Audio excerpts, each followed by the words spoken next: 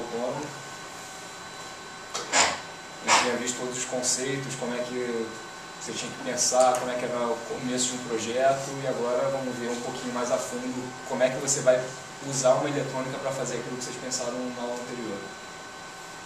Relembrando aqui que você tem um ambiente, sensores que jogam o sistema de controle controla os atuadores que atuam no ambiente e fica nesse ciclo. A gente tinha visto que o sinal pode ser digital, analógico, serial, paralelo, um monte de tipo de sinal que você pode conseguir dos seus sensores, que você vai usar no robô. Tinha visto também que um sensor digital ele trabalha com um nível lógico de tensão, onde para a sua lógica de controle, uma tensão de 0 volt num pino lá do seu microcontrolador vai ser 0 para a sua lógica de controle, e um nível de 5 volts vai corresponder a 1 na sua lógica de controle. Viu também o sistema analógico, que você não tem mais esse nível digital, só 0 ou 5, você consegue trabalhar entre 0 e 5 volt. E você então tem que ter o que para interpretar? Você tem que ter um conversor analógico digital, você tem que pegar uma tensão que varia entre 0 e 5 e atribuir um valor para ela na sua lógica de controle, que pode ser de 8 bits, no caso aí que vai de 0 a 255, se seu conversor for de 8 bits. Na sua lógica. A gente vai ver isso mais com calma na parte de programação. Falei também dos sensores I2C. Aqui o sistema de controle do carrinho lá que vocês começaram a pensar, só que invertido, que a gente viu que então tem os sensores. Esses sensores têm que comutar uma chave, que até então vocês não sabiam fazer, mas teve uma galera que pesquisou e descobriu como é que faz essa chave com componentes eletrônicos. E o que a gente vai ver hoje é como é que a gente faz isso com um microcontrolador. Tá? Como é que você pega esse S1 e S2, joga para dentro do seu microcontrolador, como é que ele funciona, o que você tem que ligar para ele funcionar. Tá? A gente vai ver essa partezinha do drive também, que é o que liga os motores.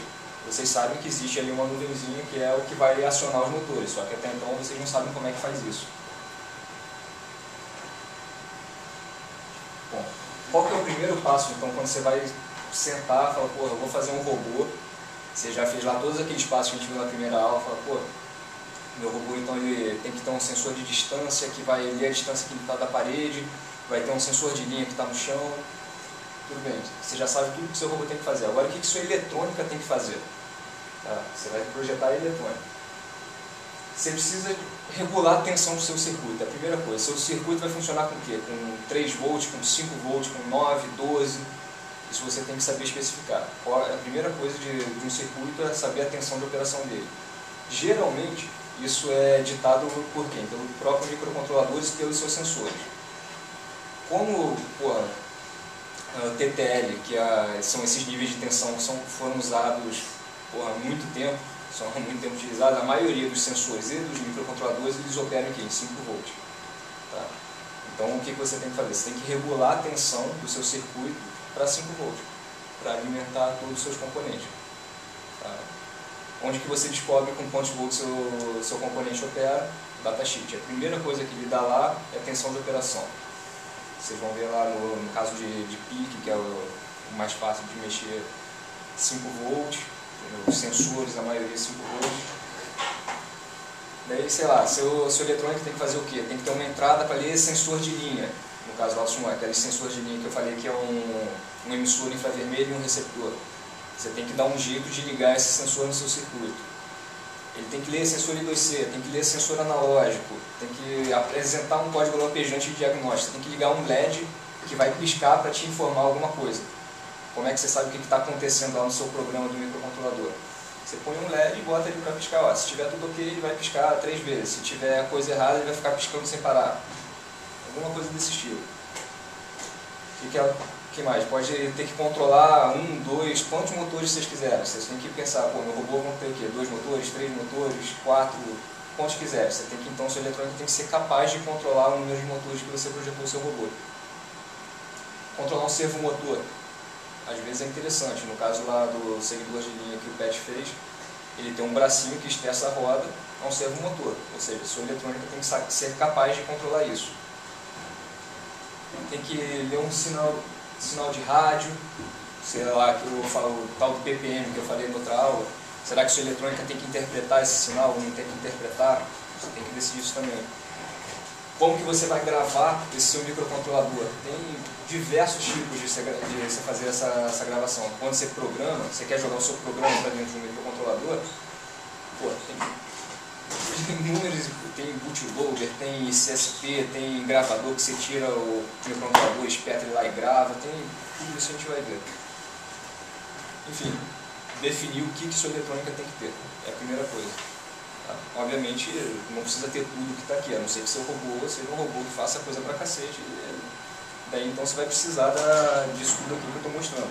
E eu botei aqui 3 pontinhos porque eu listei as coisas mais práticas com o robô autônomo, mas tem diversas coisas que ele pode fazer. Ele pode ler encoders de motor, um monte de coisa. Então, uma vez que você definiu o que ela tem que ter, você tem que pensar em blocos. Eu vou ter que ter um bloco da minha eletrônica, alguma circuitaria, algum conjunto de componentes que vai implementar um barramento 2C, meus LEDs, microcontrolador, conversor AD, regulador de tensão, tudo isso. Ou seja, quando você olha um circuito eletrônico gigante, não necessariamente tudo que está ali tem influência, todos os componentes têm influência sobre os outros. Tá? Geralmente eles são dedicados. Você tem uma parte do seu circuito que é responsável pelo controle de tensão, você tem uma parte do seu circuito que é uma ponte H que controla os motores, e por aí vai, uma parte que é o conversor AD. Então vocês têm que ter a capacidade de olhar isso e separar esses blocos de eletrônica que vocês vão implementar.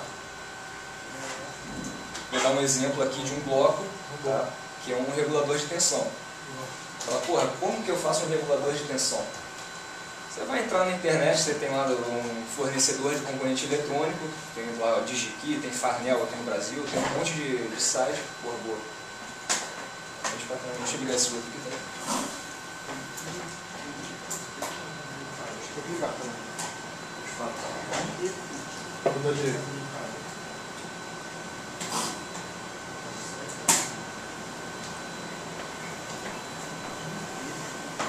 Então, você sabe lá que um dos seus bloquinhos lá que você pensou na sua eletrônica tem que ser um regulador de tensão.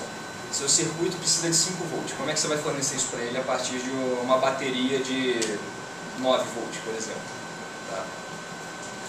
Você vai entrar lá no código. Vocês vão aprender também que já tem uns componentes que são mais comuns, que é o caso desse regulador 7805.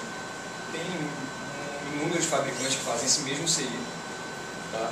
Você entra no datasheet dele, ele vai falar, ó, o pino 1 é a sua entrada, aquele pininho POM, você liga no terra, o out vai te dar 5 volts. É isso que ele faz. Você não precisa se preocupar, pô, como é que eu vou ligar um monte de resistor, não sei o que, para regular 5 volts. Não, já existe um componente que faz aquilo, certo?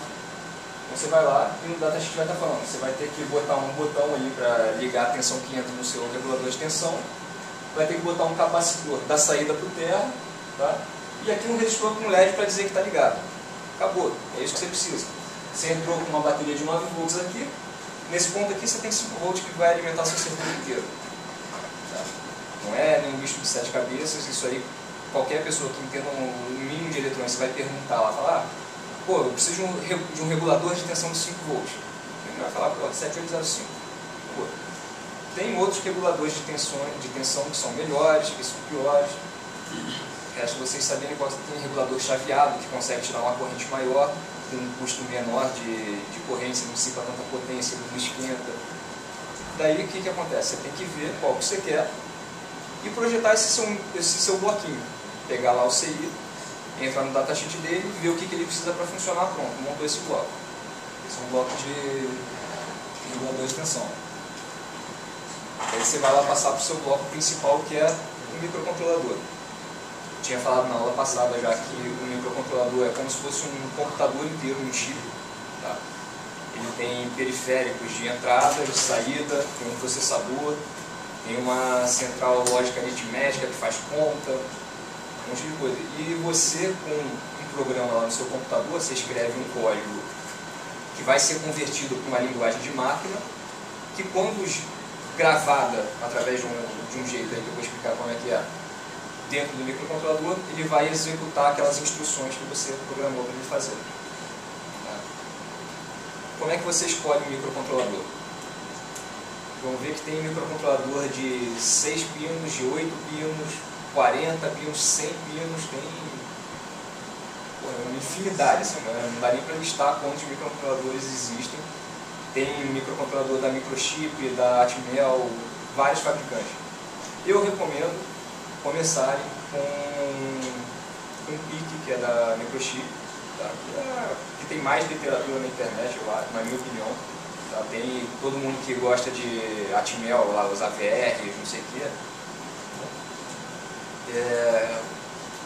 Fazem mó...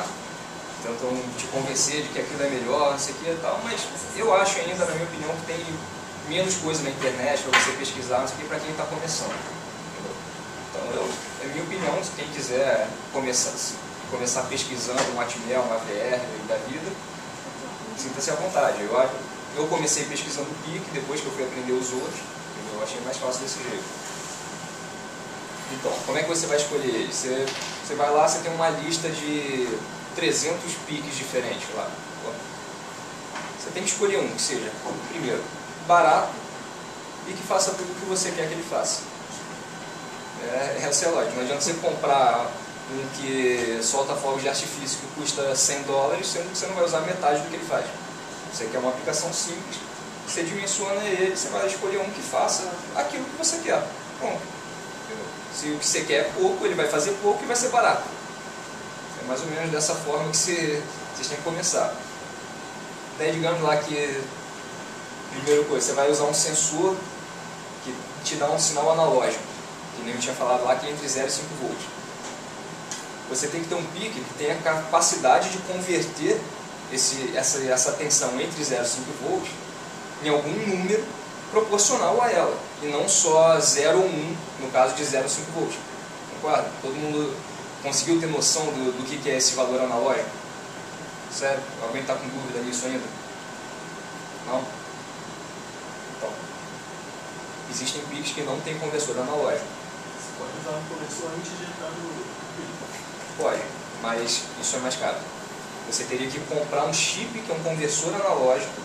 Todo mundo tem a noção do que é um bit, que é 0, 1, e tem a noção do que é um byte, que é um conjunto de 8 bits. Que isso representa, no código binário, um número em decimal. Todo mundo já viu isso? Alguém não viu isso? Eu explico aqui com o maior prazer. Não viu isso? Então, todos os números que a gente trabalha em matemática, tudo isso que você aprendeu na faculdade, tudo, é o sistema decimal. Que vai de 0 a 9 e você vai montando dezena, centena. Existe o código binário, que você só tem 2 dígitos, ou é 0 ou é 1. Certo? Do mesmo jeito que você tem o decimal, que é de 0 a 9, que você vai colocando um do lado do outro para formar um número, o binário funciona da mesma forma. Você tem lá suas casinhas, que podem ser zeros ou 1, e existe um sistema de codificação, tá? Que você, com uma série de zeros e uns, você consegue converter ele para um número decimal. Entendeu? Por exemplo, o 0 corresponde ao 0, 1 corresponde ao 1, daí você coloca 1, 0 corresponde a 2, 1, 1 corresponde a 3, 1, 0, 0, 4, entendeu? E por aí vai, você codifica isso. E quando você tem 8 casinhas dessas, você chama de um byte, que são 8 bits, que você consegue então um número decimal entre 0 e 255. 255. Tá legal? Conseguiu pegar? Então, o que o conversor analógico faz?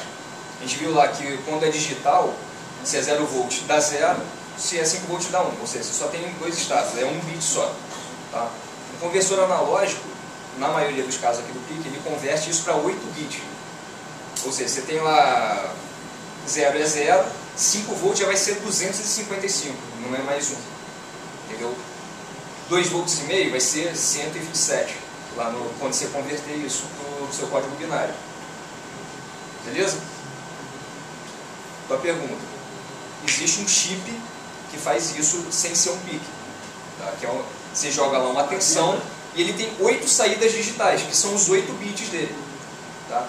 Só que daí o que você precisa? Você precisa de 8 entradas do seu microcontrolador, que são digitais, para ler esses 8 bits e converter num número que um pino só dele, que é um conversor AD, já faz lá dentro. Ou seja, você está gastando dinheiro, está gastando dinheiro, espaço para fazer um conversor externo, sendo que ele já tem um interno. Pode ser que você tenha necessidade de fazer um conversor mega preciso, ultra rápido, que seja melhor que o conversor do PIC. Daí tudo bem, daí você vai considerar se vale a pena você comprar um outro conversor e colocar fora do seu PIC. Mas até então você tem aqui um conversor que você consegue multiplexar ele em 10 pinos, por exemplo. Tem 10 pinos lá que você consegue jogar um valor, tá? E converter isso para uma tensão e converter isso para um valor decimal para dentro do seu código. Beleza? Ou seja, se você precisa então de um sensor que é analógico, que vai medir uma distância, que ele vai te dar uma tensão proporcional à distância, por exemplo, que está o seu obstáculo, você precisa de um conversor analógico digital para fazer isso para você. Daí lá no seu código, quando você estiver programando, você vai ter lá 0 centímetros, 1 centímetro, 2 centímetros, até 255, se for o caso. Entendeu? Se você precisar de outras resoluções, tem mais de 8 bits? Tem um conversor de 12 bits, 10 bits, você escolhe. Mas o sensor também tem que ser capaz. O sensor ele é capaz, porque ele é analógico por natureza, ele não discretiza nada. Tem alguns sensores que discretizam, sim, mas a maioria das vezes no sensor analógico é o que eu botei ali no outro slide, são infinitas posições, é quanto você conseguir dividir. Entendeu? A prática não é bem assim. Tem ruído, tem um monte de coisa que vai influenciar, que você vai ver que se um sensor é bom mesmo, você pode até trabalhar aí com 16 bits se você quiser de conversão, entre 0 e 5 volts. Ele vai pegar lá milivolts. Você de 10 bits são 1024, você divide 5 volts por 1024, você vê a resolução de quantos de milivolts ele vai pegar. Beleza?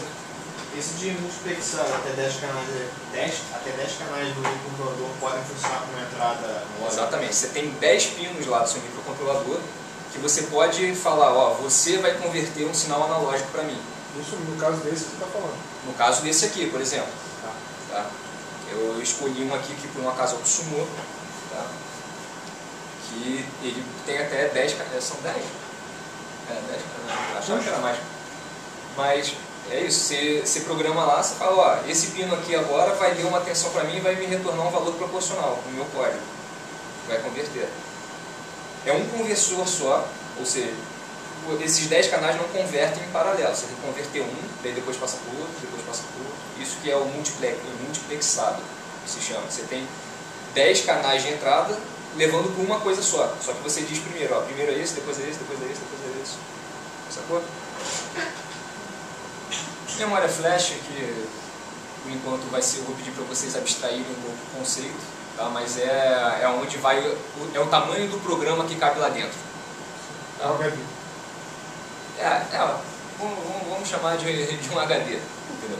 É onde você vai programar o seu código, é o tamanho, pô, te garanto que 32K é mais do que suficiente para os robôs que vocês vão começar a fazer agora. Tá? Pra vocês terem noção, o código do Sumo tem 1.200 linhas, sei lá, de programação e ocupa 50% disso aí. Então, é a memória para dar pro pau. Frequência de processamento. Porra, se um microcontrolador vai ter que ser mega rápido, fazer conta na velocidade da luz? Talvez sim, talvez não. Se ele for um negócio que você não precisa de tempo de processamento, seu código é pequenininho, você pode trabalhar aí com 4 MHz, 8 MHz, mas você quer que ele processe uma velocidade alta, esse aí vai até 48 MHz se você quiser. Tá?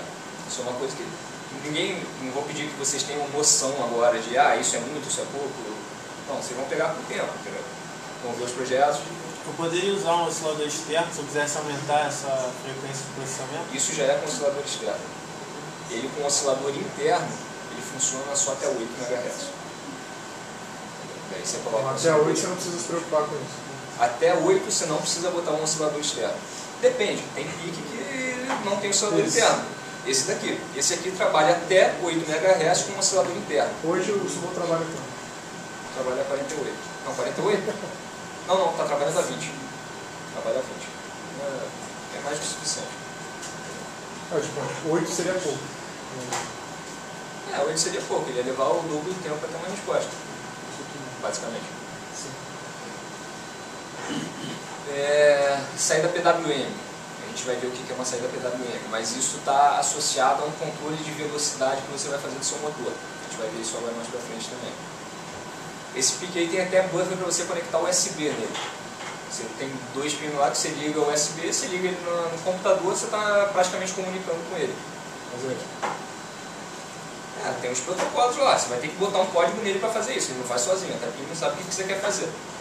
Ele não é um pendrive que você vai encaixar lá e vai programar. Mas dá para escrever nele por aí. Dá para escrever nele por aí, dá para programar ele por aí.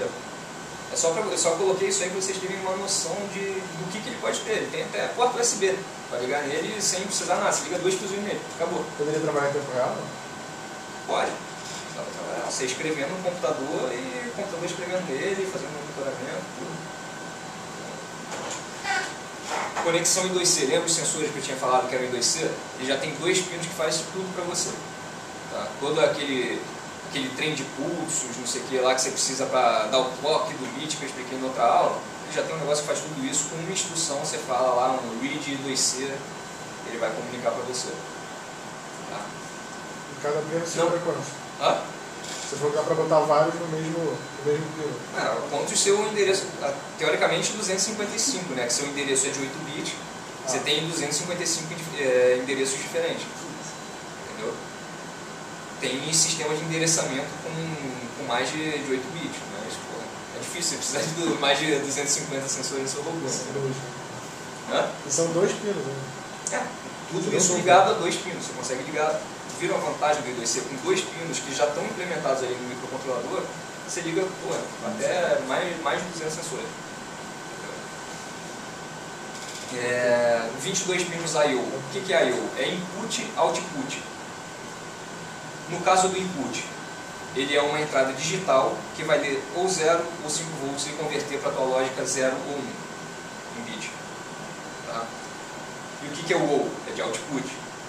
Você pode, lá na sua linha de código, programar para naquele pino I/O, você configura ele como saída e você vai escrever naquele pino, você vai botar naquele pino 0 ou 5 volts. Ele não está mais lendo, ele está escrevendo agora. Tá? Dúvida sobre isso aqui, que é alguma coisa que eu falei? Não? Nada? Ele tem um terra comum para todos os pinos? Sim, tem. Aqui, ó, ele tem... Isso daqui é o que você pega do datasheet dele. Depois dessa figura aqui, ele tem uma tabela descrevendo o que é cada pino. Ele vai lá te dizer, ó, esse pino I/O... Aqui, ó. Uma coisa que vocês vão ver todo microcontrolador tem um pino de reset. Tá? Que ele só vai funcionar o teu programa se você ligar ele na tensão de alimentação, que é 5 volts, através de um resistor. Isso é a circuitaria mínima que precisa para ele funcionar. Tá? Se você pegar esse pino e jogar no 0, é como se você tivesse resetado ele, ele para seu programa e quando você ligar de novo ele vai começar do 0. Tá? Ou seja, esse primeiro pino está falando isso. O MCLR é Master Clear Reset. Daí você vem RA0/N0. Daí você vai lá na sua tabela. Ele vai falar, ó, quando ele for configurado para ser RA0, ele é uma entrada digital. Quando ele for configurado para ser AN0, ele é o canal 0, ou seja, o primeiro canal do seu conversor analógico. Tá? Ou seja, se você tiver um sensor analógico, é nessa porta aqui que você vai ligar. E você vai configurar ela então para ser uma entrada analógica. Não sacou? E por aí vai. Daí você vai chegar até o ponto em que você vai ter um VSS, que você vai olhar na sua tabela e vai falar que é o seu terra comum. Tá? Para ele ligar, para ele começar a funcionar, você precisa do reset ligado em 5 volts através de um resistor, que tem um datasheet, que você pode usar aí 4.7K, 10K, tá? Qualquer resistor aí entre 4 e 10K tá valendo. Tá? Quando eu não sabia disso, eu já liguei direto e funcionou também, então não fico com medo de queimar. Daí, para ele ligar, é o reset, o terra, outro terra, ele tem 2 pinos de terra para garantir, porque lá dentro ele não consegue ligar os terras todos. Às vezes é uma redundância que ele precisa. Ou então você não consegue dar a volta no circuito todo. Não. Mas dar a volta ele consegue. Mas às vezes ele precisa de um terra de redundância. Alguns PICs têm isso, outros não. Você vai ter lá um VSS só. e o VDD, que é o seu 5V. Ligou isso, ele já está funcionando. Tá? O que você programou lá dentro dele, ele vai começar a fazer. Tá? Tem 2 VSS. Então, eu vou falar. Acabou de falar. É um piano de redundância do Terra. Tá? Fique ligado. Onde tiver VSS, você vai ter... E não confundam VSS com VDD. VDD é positivo, VSS é negativo. Eu já vi gente trocando. O que SS seria de... Sei não, nunca tive Ah, curiosidade. nossa. DD e SS. Nada a ver com nada.